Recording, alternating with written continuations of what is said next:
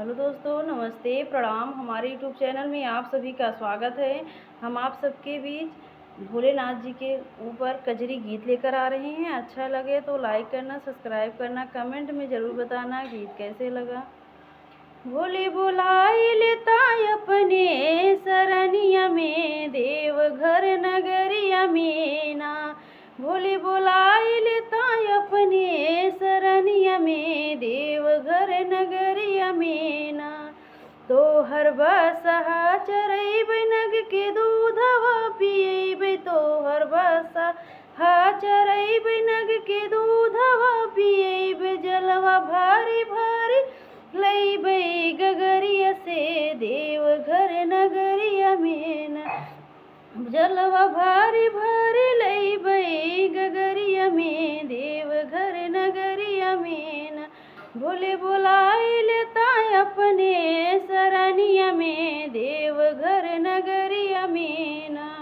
तो हर आंगन बहरब, तो हर आसन लगैब, तो हर आंगन बहरब, तो हर आसन लगैब। फुलवा तोड़ लैब जाई के पहाड़िया से, भो देवघर नगरिया में ना। फुलवा तोड़ लैब जाई के पहाड़िया से, देवघर नगरिया में ना। भंगिया तोड़ लैब पीस पीस के पियब। भंगिया तोड़ लैब पीस पीस के पियब। तो हर मान बहलैब गई के भजनिया में, देवघर नगरिया में ना। तो हर मान बहलैब गई के भजनिया में, देवघर नगरिया में ना। भोले बुलाए लेता अपने सरनिया में, देवघर नगरिया में ना।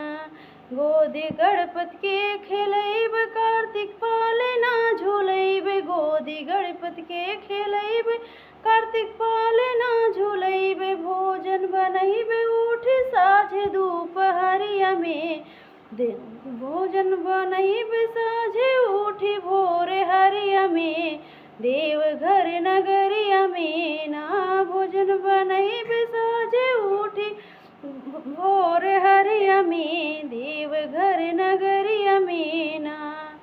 भोले बुलाए लेता अपने सरनिया में, देवघर नगरिया में ना।